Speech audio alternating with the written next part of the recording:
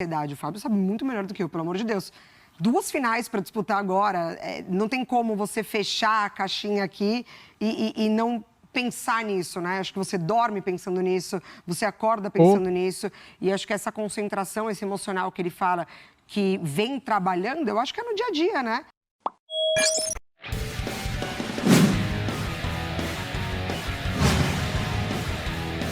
Louco, que golaço!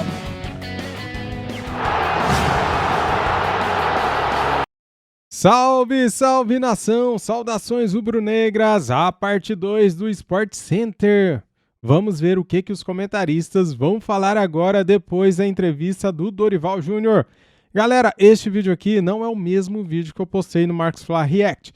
É a parte 2, tá bom? Então, deixa o like. Se você é flamenguista, inscreva-se no nosso canal, seja bem-vindo. Isso aqui é Flamengo. Vamos ver aí o que a imprensa vai falar do Mengão. Aproveitando que a gente tá no fim de semana e tem rodada do Brasileirão, cara, vou dar essa dica especial para você. Se liga. Salve, salve nação! Este vídeo tem o apoio da 1xBet, a melhor e maior casa de aposta do mundo. A 1xBet é parceira de Barcelona, Chelsea e Liverpool. Use o nosso cupom de desconto e ganhe 100% de bônus. Por exemplo, se você depositar R$100, você recebe R$100 de bônus. Se você depositar R$50, você recebe R$50 de bônus. Tá no primeiro comentário fixado o link e nosso cupom. 1xBet, a melhor e maior casa de aposta do mundo. Top, né? Tá no primeiro comentário fixado aí o nosso cupom. Boa sorte! Créditos de vídeo é da ESPN Brasil, link na descrição como créditos Grupo Disney. Simbora pro vídeo, vamos lá. Aí, falou o Dorival Júnior depois desta vitória do Flamengo diante do Cuiabá. E como não poderia ser diferente, né, amigos? Já projetando quarta-feira, falando muito desse trabalho do Flamengo, pensando nessa primeira decisão de Copa do Brasil. E ele tocou num ponto que é importante também do trabalho emocional e mental, porque muito se discutiu ao longo dessas últimas semanas que o rendimento do Flamengo tinha caído, né, nos últimos jogos e justamente numa reta final e um momento importante, né, as vésperas de 2 decisões, Copa do Brasil e também Libertadores, tudo nesse mês de outubro. E como ele vem tentando também trabalhar e fazer a gestão desse grupo, pensando nesse momento tão importante da temporada. Ele passa muita confiança, né, como ele fala do grupo, como ele fala da partida. Quando ele fala isso, muitas pessoas, né, questionam porque o resultado não aconteceu, mas não analisam a partida como um todo. E nem sempre o resultado vai acontecer. E assim, a gente está falando de seres humanos ali, né? É normal essa ansiedade. O Fábio sabe muito melhor do que eu, pelo amor de Deus. 2 finais para disputar agora, não tem como você fechar a caixinha aqui e não pensar nisso, né? Acho que você dorme pensando nisso, você acorda pensando nisso. E acho que essa concentração, esse emocional que ele fala, que vem trabalhando, eu acho que é no dia a dia, né? É no dia a dia, botando para jogar, porque o jogador tem que estar lá, acho que fica mais ansioso ainda se não entra na partida. Então, quando ele entra contra o Internacional para fazer, entre aspas, esse último teste ali de deixar os jogadores no ritmo, é também pensando nisso. Então, eu acho que quando ele fala do Gabriel, do momento do Gabriel, acho que tudo culmina com essas 2 finais e a tranquilidade que ele passa, porque é um trabalho muito consistente, muito regular. Então, ele tem muita segurança nesse grupo e no que ele fala. Isso. E com relação, e quando esse time foi colocado à prova realmente, Glaucia, ele deu conta do recado, né? Então, assim, quando foi colocado nas Copas, por exemplo, o Flamengo conseguiu quase que eliminar os confrontos na primeira partida. Tamanha concentração, qualidade. Com relação ao Campeonato Brasileiro, o Dorival, há muitos jogos, ele opta em colocar times alternativos, né, para poupar jogadores para os jogos da Libertadores, da Copa do Brasil. E isso tem um reflexo também na gestão do grupo, né? Então, assim, em algum momento que os jogadores do Flamengo pensaram, por exemplo, no duelo contra o Palmeiras, né? Pô, talvez a gente poderia estar em campo para continuar brigando pelo Brasileiro. O Dorival faz um movimento de colocar um time alternativo, pensando um pouco mais para frente, pensando em poupar jogadores que tinham um desgaste anterior. Então, eu acho que dentro do Campeonato Brasileiro, é lógico que o jogador ele entra para fazer o melhor, né? E o Flamengo, em alguns jogos, baixou um pouco a intensidade, em alguns jogos subiu um pouco essa intensidade, mas o foco principal, o que foi direcionado pelo Dorival, pela diretoria do Flamengo em um momento, foram as Copas. Então, assim, eu acho que o Flamengo, para o confronto contra o Corinthians, que é o primeiro jogo de uma decisão, esses jogadores vão estar totalmente concentrados, né, focados, com a intensidade lá em cima, e sabendo da importância que é esse jogo, tudo que foi construído também. E eu acho que foi bom. O brasileiro está sendo bom há um tempo para isso, para o Dorival olhar outros jogadores, né, para colocar um time alternativo, para dar uma sequência ou dar alguns jogos, né, como ele falou, para o Pulgar, para o Varela, para o Cebolinha, para o Marinho. Mas o foco principal, o que foi direcionado, foram as Copas para o time principal. E dentro das Copas, o Flamengo até, né, quarta-feira à noite tem feito o seu papel de uma forma brilhante. A gente tem aí números do Flamengo desde que se classificou para a final da Copa do Brasil. Vamos dar uma olhada. Olha aí, depois da classificação para essa decisão, 2 vitórias, 1 empate e 2 derrotas, um aproveitamento de 46,7%, 9 gols marcados para 7 gols sofridos. Claro que é meio que automático, né, a gente buscar, que foi recente, essa quartas de final entre Corinthians e Flamengo na Libertadores, e projetar também esse confronto da próxima quarta-feira. Jogadores. O Flamengo, ele é, na minha opinião, um pouco mais favorito no confronto pelo elenco que tem, né? Isso é claro que o elenco do Flamengo ele tem um pouco mais de capacidade do que o elenco do Corinthians, né? É um time que está acostumado a jogar, né, por um pouco mais de tempo. E pelo último confronto, né, que o Flamengo teve até uma certa facilidade para eliminar o Corinthians da competição. Mas é um jogo em aberto, eu acho que tem-se muito peso da camisa, o Corinthians vai ter que fazer muito valer o seu mando de campo. Passa então, muito por esse primeiro jogo mais uma vez, né? É você fazer um jogo totalmente diferente do que foi o jogo da Libertadores. Seria muito importante e é muito importante para o Corinthians fazer um bom resultado, porque se o Corinthians não vence na arena, aí a história vai se repetir. Tem que chegar vivo no Maracanã. É isso, porque o Maracanã no Flamengo é um time que, em uma decisão, né, a atmosfera que é criada no Maracanã, que é muito parecida com a atmosfera criada na Arena Corinthians, na Neoquímica, então é usar realmente a força do seu mando, né?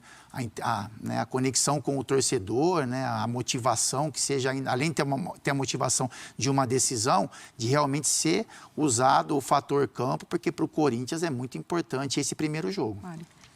Esse elenco do Flamengo é um elenco formado para decisões, né? É um elenco que passa por decisões de campeonatos. Então, assim, além do trabalho consistente, regular do Dorival no Flamengo, ainda tem essa casca de grupo, sim, que o Corinthians não está vivendo isso nos últimos tempos, né? Mas eu acho que daquela partida para essa encurtou até que bem a distância do favoritismo.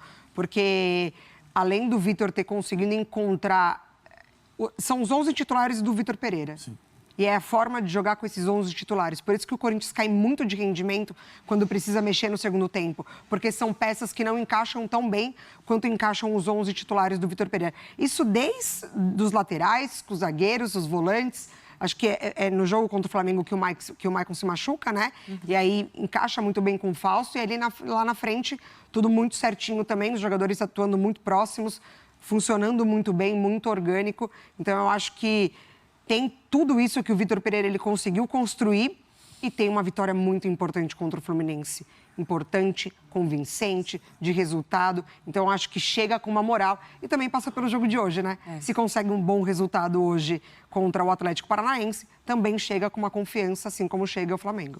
Dorival foi perguntado aí na entrevista coletiva sobre seleção brasileira. O nome dele aparece aí nos últimos dias também como um dos favoritos a assumir esse posto. O Tite já disse que pós-Copa do Mundo não fica na seleção.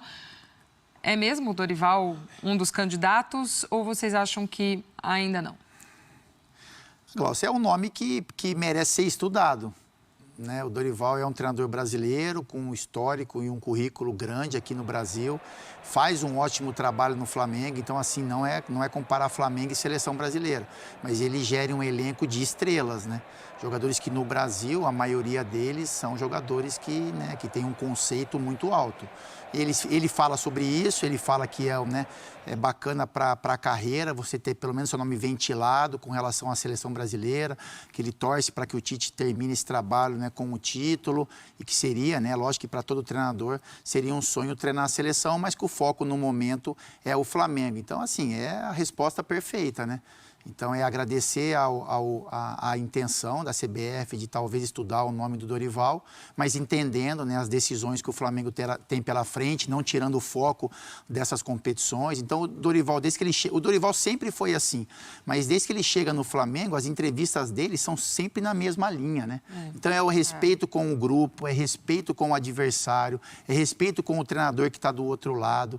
Então, é assim, é até difícil falar isso, né? Porque o Dorival tem uma carreira longa, mas tem uma evolução ali também do profissional. Acho que apanhou bastante, né? Como todo treinador no Brasil apanha, então se calejou muito, já tinha tido uma passagem pelo Flamengo, né? O movimento que foi feito com a saída dele pode ter desgastado também, mas parece que ele vem um outro Dorival, muito mais sereno, muito mais tranquilo e que faz uma ótima, além do trabalho tático técnico, faz uma ótima gestão de grupo e gestão também no momento da entrevista. Ele sabe muito bem a forma que deve ser colocado, feitas as colocações. Não deixa de responder, né? Não deixa de responder, exatamente.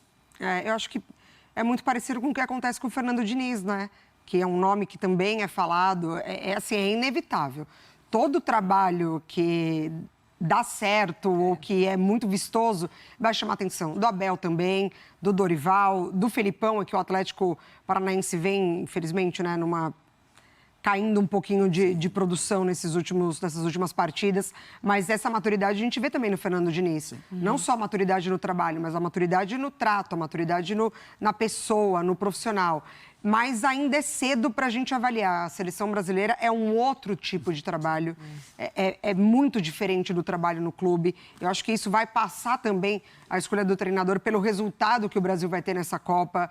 E aí vai poder entender, a gente está numa linha de trabalho certo, não, a gente vai ter que mudar porque não funcionou novamente. Então, acho que tem que esperar um pouquinho mais para a gente poder falar, né, com mais força, porque tem muito nome bom. Tanto aqui quanto lá fora tem muito nome bom.